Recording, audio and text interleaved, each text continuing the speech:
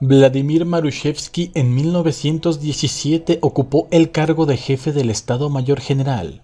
Participó activamente en la formación de unidades del Ejército Blanco en el norte y hasta agosto de 1919 estuvo al mando del Ejército del Norte. Su perspectiva desde el lado opuesto a la Revolución de Octubre nos proporciona matices de gran interés a la hora de entender en profundidad uno de los sucesos más determinantes y que cambiarían por completo la historia del siglo XX. Hablamos de la mismísima Revolución Rusa. Cabe recalcar que en sus memorias encontramos una marcada devoción a la figura del zar, renegando amargamente del gobierno provisional y claramente teniendo una opinión mucho más negativa del bando rojo bolchevique. También comenta las relaciones con las brigadas internacionales que pretendían apoyar al ejército blanco en su lucha contra los rojos y, como muchas veces, las relaciones con estas eran muy complicadas. Estas interesantísimas observaciones y pensamientos de un testigo ocular es lo que nos espera en los siguientes minutos. Comencemos.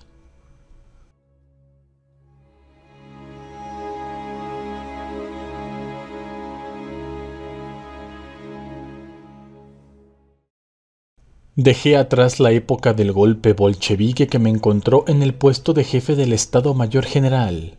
Dejé una serie de experiencias en Finlandia en 1918, durante la sangrienta lucha del ejército blanco de Mannerheim. Por delante había una completa incertidumbre, esperanzas en la posibilidad de lucha, una determinación ardiente y una sed de salir lo antes posible de la tediosa espera pasiva a la que estaba condenado en Finlandia. La descripción de las propias ideas, pensamientos y vivencias personales siempre tiende a bajar el valor de los recuerdos, pero en este caso aún me atrevo a dedicar unas líneas a mis reflexiones. Quisiera explicar toda esa compleja gama de sentimientos, contradicciones y compromisos por los que tenía que pasar todo oficial de a pie en ese momento. Siempre me consideré un oficial ordinario, es decir, precisamente esa base sobre la cual creció el movimiento blanco en todas sus variedades en las distintas periferias de Rusia. Nuestro sistema ordenado de instituciones educativas militares, ahora relegadas al reino del pasado, nos hizo a todos más o menos de la misma pasta. Por lo tanto, creo que, recordando mi tormento en los primeros días de la Revolución, reflejaré en mis notas el estado de ánimo de la masa principal de oficiales de la era entre 1917 y 1918. Indico esta época porque más tarde la masa monolítica de oficialidad se disgregó en partidos políticos, se escindió en sus creencias y simpatías y perdió su fisionomía común. Sin entrar en detalles, diré que la Revolución de Marzo me despistó por completo. Toda mi vida la dediqué al estudio de mi materia particular, el ejército. Nunca me preocupé de temas sociales y no estaba en absoluto preparado para el papel del locutor en mítines, al que el gobierno provisional condenó a todos los capos de triste memoria. En tiempos de paz, después de la abdicación del emperador soberano, simplemente yo hubiera renunciado. En tiempos de guerra, no pude hacer esto gracias a una serie de tradiciones, hábitos, creencias, en fin, gracias a todo lo que me había inculcado esa educación especial que mencioné anteriormente. Las órdenes corruptas del gobierno provisional dirigidas específicamente contra el cuerpo de oficiales en tan solo unos días socavaron por completo la autoridad de este gobierno a nuestros ojos. El deber de obediencia que ciega a este poder, que arrastra al ejército al abismo, se había desvanecido. Solo quedaba una cosa: dar toda nuestra fuerza para cumplir el último testamento de nuestro padre el zar, la guerra hacia un final victorioso. Desesperado por hacer algo en el frente francés donde me encontró la revolución, corrí a Rusia.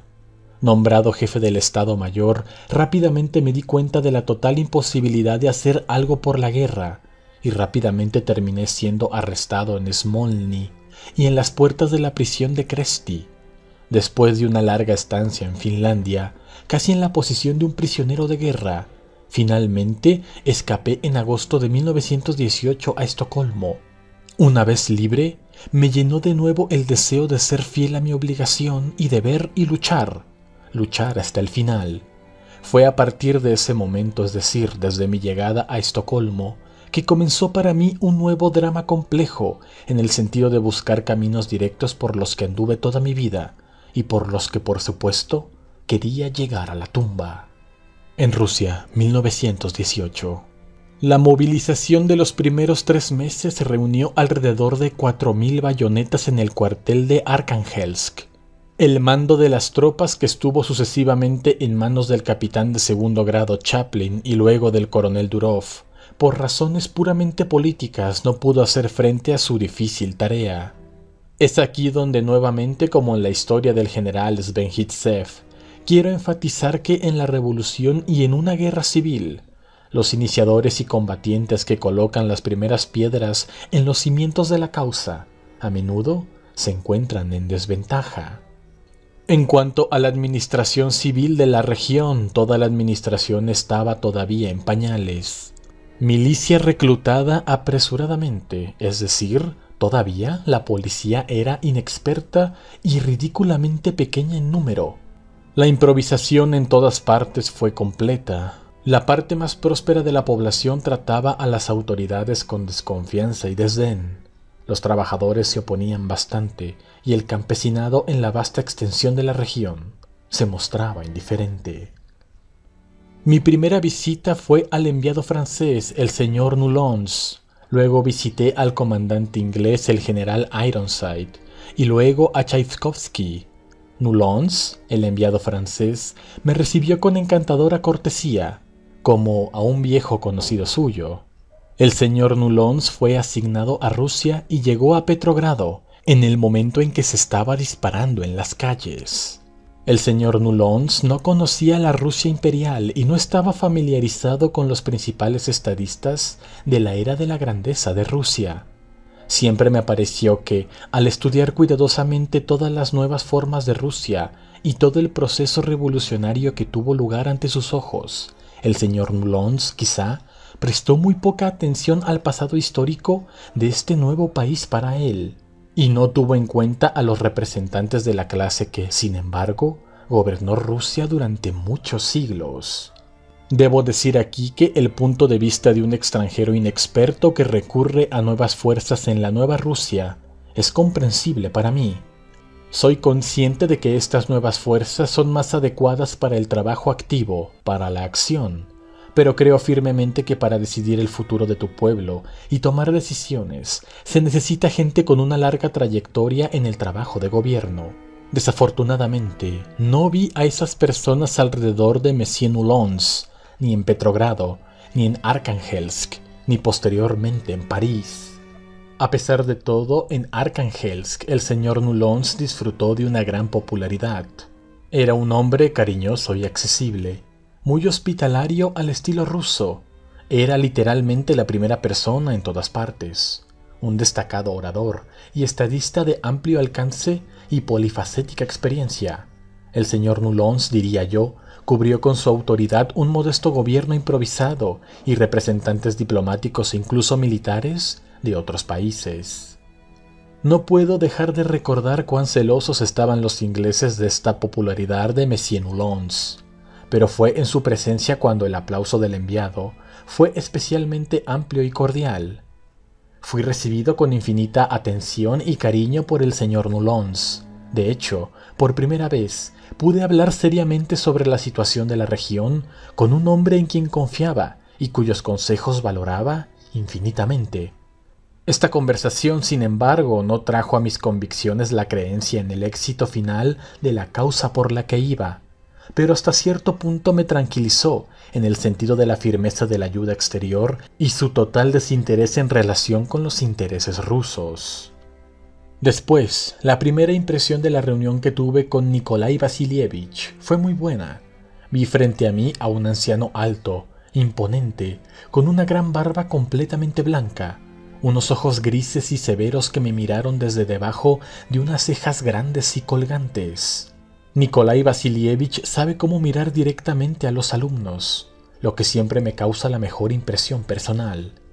Toda su apariencia, su forma de hablar, su forma de comportarse, denunciaban a un hombre verdaderamente ruso de un estricto temperamento ruso, diría yo. Me gustaría mucho caracterizarlo en palabras concisas, pero eso no se puede hacer. Nikolai Vasilievich representaba toda una era. Muchas veces dirigió círculos y sociedades de tendencias políticas avanzadas. Conocía toda la emigración política rusa por Europa y especialmente cerca de Inglaterra. Como un verdadero patriota, regresó a Rusia durante la Gran Guerra y como experto en cuestiones de cooperación, trabajó duro para organizar el abastecimiento del ejército. Creo que Nikolai Vasilievich reflejaba sobre todo en sus convicciones e ideas la era de los años 60, tan rica en personas fuertes y veraces que crearon su propia apariencia brillante y atractiva. Para Nikolai Vasilievich, yo era un joven, representante de un mundo completamente diferente, un mundo quizás antipático para él y ciertamente extraño. Sin embargo, logró adoptar un punto de vista estatal y recurrir a mi trabajo en un momento en que lo necesitaba el área donde él era respetado, y lo digo sinceramente, gozaba de la gran confianza de las masas de la población. Enero de 1919. Durante mis 6 semanas de trabajo me acostumbré un poco a los oficiales con los que tenía que trabajar y me acerqué un poco más a los soldados. La movilización de enero produjo, según recuerdo, unas 4.000 bayonetas, que crearon los 3 batallones mencionados anteriormente y reforzando el regimiento de Arkhangelsk.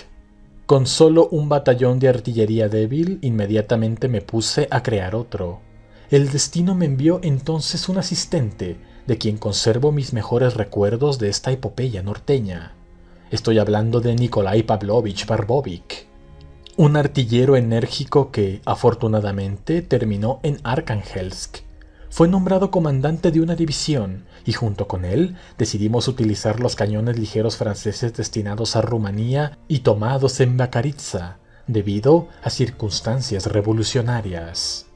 Nos dirigimos al coronel Donop para obtener estas armas y encontramos en él no solo simpatía por nuestra idea, sino también la más ardiente ayuda amistosa. En unos pocos días, Donop organizó un gran equipo de instructores y rápidamente se encontró una habitación en Bakaritsa para el cuartel de los soldados y las habitaciones de los oficiales. El trabajo se desbordó. Deseando hacer plena justicia a mis empleados franceses en este asunto, debo decir que el 2º batallón de artillería fue la unidad formada con más éxito en la región. El brillante entrenamiento de combate hizo que esta división hiciera milagros en el frente, y sus instructores franceses se acostumbraron y fusionaron con los oficiales de batería hasta tal punto que en poco tiempo no había oficiales rusos y franceses en ella, sino solo soldados de la 2ª división de artillería. ¿Cuál fue el secreto de por qué esta formación militar francesa tuvo el éxito que los británicos nunca tuvieron? No lo sé, solo puedo señalar que esta situación fue desagradable para el comando británico. Mi persistencia en mantener la instrucción de mis tropas en manos francesas puede haber sido incluso el comienzo del posterior enfriamiento de mis relaciones con los británicos.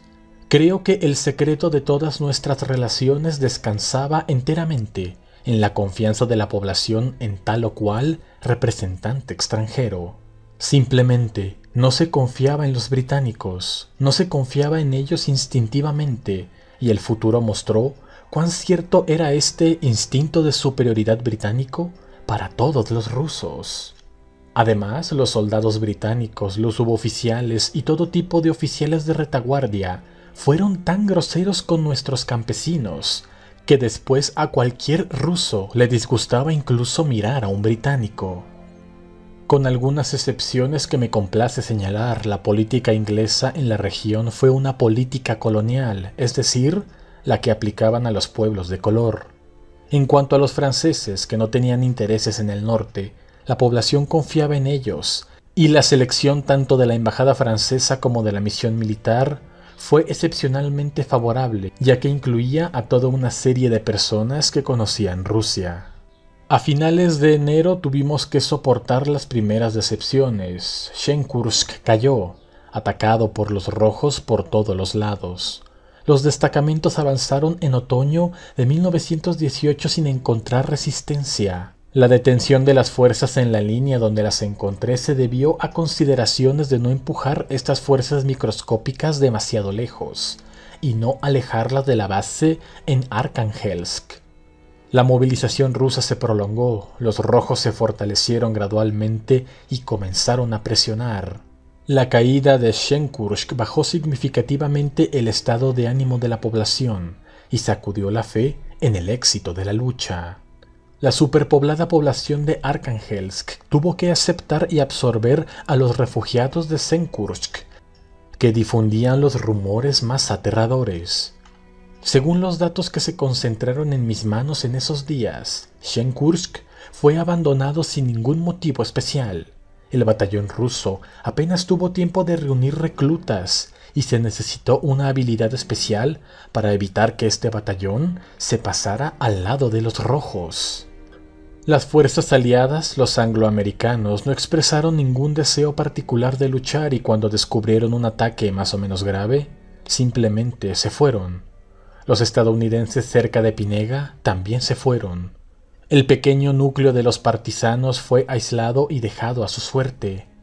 El destacamento Bers, que formaba parte de la Legión Eslavo-Británica, descubrió la inestabilidad y huyó en parte. Sin duda, estas memorias de Vladimir han sido tremendamente reveladoras sobre la realidad del Ejército Blanco durante la Guerra Civil Rusa. En una próxima entrega, seguiremos con más de sus apasionantes memorias. Cuéntame tú en los comentarios, ¿qué quisieras que hablara de la Guerra Civil Rusa? Desde batallas, acontecimientos y curiosidades. Te leeré con gusto. Yo soy el Gato Historiador. Te deseo un excelente día y nos vemos en un